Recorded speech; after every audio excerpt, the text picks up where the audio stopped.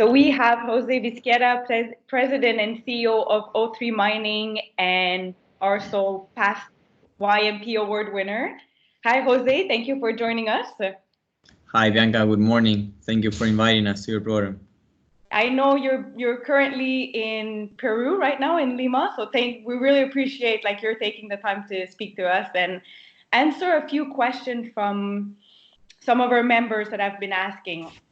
So I'll start with the first question. O3 Mining announced on March 23rd that it has suspending operations in Quebec in response to the order the government of Quebec asked all businesses, non-essential businesses, to close until further notice. Can you tell us what the impact it has or will have on the company? Correct. So first of all, we took COVID-19 from the very beginning very seriously.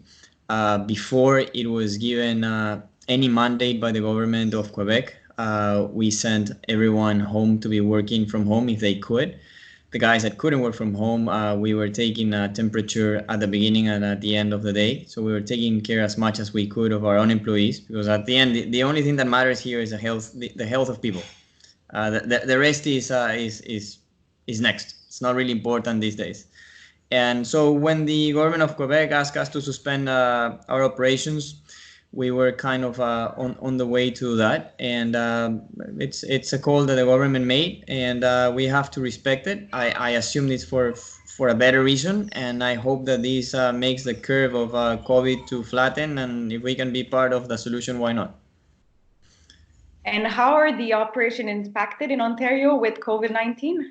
Ontario's operations are not called essential, so are actually essential. So they did not interfere with the mining industry in general, neither exploration or production.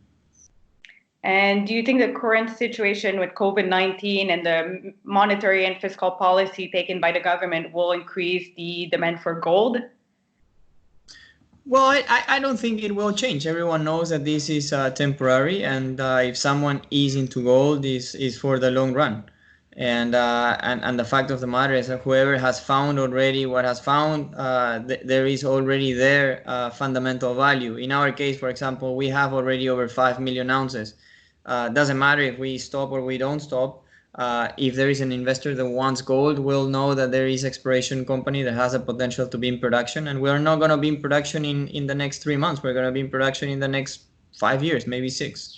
So in our case, it affects us in the sense that we cannot keep producing results for the market, but not as much as if we were a production company. Then probably the consequences are a little bit more punitive, no?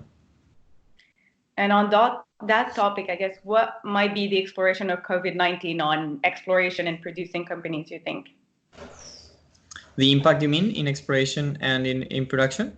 Correct. Well, first of all, I think this will take, I don't know, 2 or 3 months. I don't think this is going to be something that will take for a year or more. In our case, in particular, in our exploration, we do exploration during the winter because we need everything to be, the ground to be frozen. So we were about to stop in the next couple of weeks anyways for the spring season for a month or so. So in our case, it did affect us, but not in a very dramatic way. And our best targets as of right now are in the areas where we have to wait for winter season. With regards to production companies, it certainly will affect them in the current quarter, for sure. This trimester is going to be a little bit challenging for production companies, but I think they will be able to ramp it up and kind of compensate by the end of the year, hopefully. The fact of the matter is that we may think that it is something terrible, but we also have to understand that we're putting health before anything else, and maybe this is the I don't know if the right thing, but it is what we believe is the best thing to do now. If you tell me that this quarantine will take longer than a month, then maybe the cure is probably worse than the solution, and that will be problematic, because if you stop every single economic activity for more than a month or a month and a half, it can really affect, and it will affect the most vulnerable ones, the guys that don't have the Netflix at home, the guys that don't have water, in particular in places like Africa or like South America. How much it would affect in Quebec, where things are a little bit more advanced, maybe not as much, but certainly will create difficulties in the industry in general. No. And we've seen the cost of energy going down, like i.e. prices of oil. Do you see it as an opportunity for mining companies to cut costs and increase their profits? Well, it is very interesting. Usually, in other periods of time, this has not happened, and you're right. I mean, maybe this is an opportunity to cut costs with regards to oil. There are other consumables that we have to be aware and to see if they are going up, like cyanide, like lime, like steel. Um, so there are and tires, you know, and also the other important part is people. No, I mean, I think the industry in general, one of the things that we're all looking for is for talented people, and in these kind of situations, in some cases oblige you to let go some of your employees.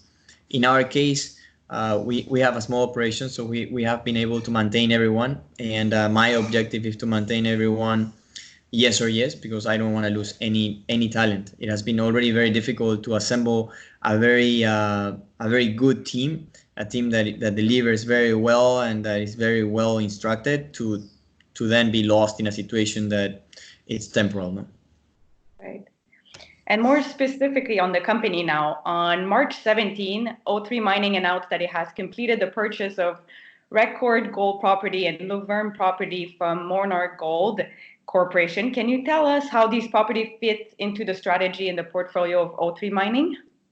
Yeah, the strategy of O3 is very simple. We are focusing in Val-d'Or and having big discoveries in Val-d'Or. Our main project in Val-d'Or, as you probably well know, is Marban, which is only 12 kilometers from the Canadian Malartic mine. And we're working very hard in Marban to see different alternatives on how we can put Marban into production. And we are seeing very good results. But as part of the assemble of all these land package, on the eastern side of Val-d'Or, we bought almost a year and a half now, a company called Chalice Gold. The northern part of Chalice Gold is where Record is. And in the case of Record, we have a geology very similar to what QMX have, where it's essentially an intrusion, where the veins are intruding the intrusion. It possibly be an intrusion related deposit. There is a lot of similarities to what we have in the case of Windfall, and that excited us. And on top of that, they had quite a bit of drilling already been done. So it's more a matter of following up on results rather than starting from zero. In the case of Luverne, was just an extra bit that was in there that we could buy for $10,000. So we just decided to include it. But our focus was Record. And one of our members asked us, looking back on winning the YMP Peter Monk Award in 2019, who were the people that fast-tracked your career to where it is now, and what were the decisive moments? With no doubt, have been John Burzinski. I mean, he has been my mentor since I arrived into Canada.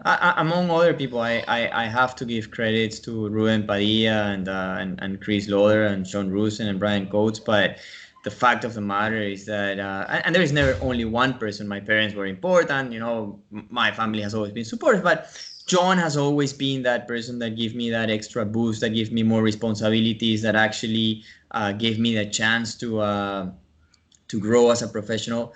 And it's someone that you know is the kind of person that wants you to be better. In many cases, probably better than him. And that's the best thing I have learned from him from the very first time when we had a very big difficulty, which was when we were working in Latin America and we had a kidnap of 6 people, where we were essentially trapped for 8 months working on the liberation of our guys, to the moment when we recreated Cisco Mining and now we're doing well, to the spin out of O3, which was mostly a discussion with him, but he was very positive and encouraged me to continue with that in that route, and now that is sort of the third reiteration of Vizquerra mining. And now we're going through this COVID together. So, I mean, if there has been someone has been behind me, always helping me and giving me the right advice, has been him.